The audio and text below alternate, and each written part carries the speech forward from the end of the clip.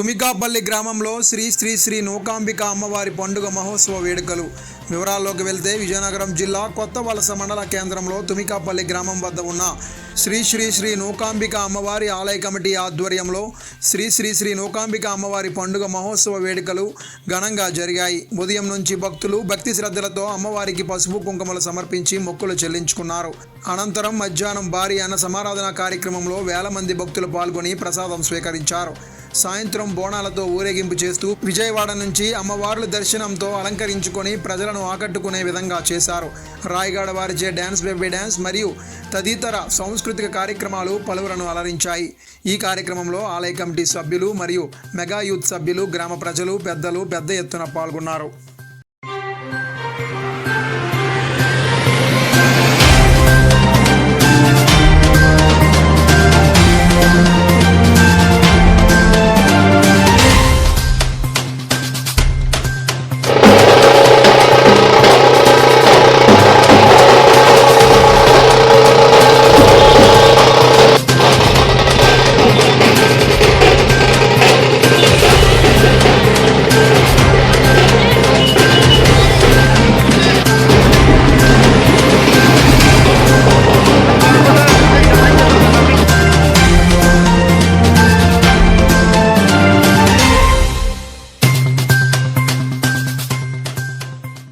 శ్రీ శ్రీ శ్రీ నూకాలమ్మ పండుగ సందర్భంగా మన తుమ్మికాయపల్లి గ్రామంలో ఉదయం నుంచి పూజ కార్యక్రమం జరుగుతున్నాయి.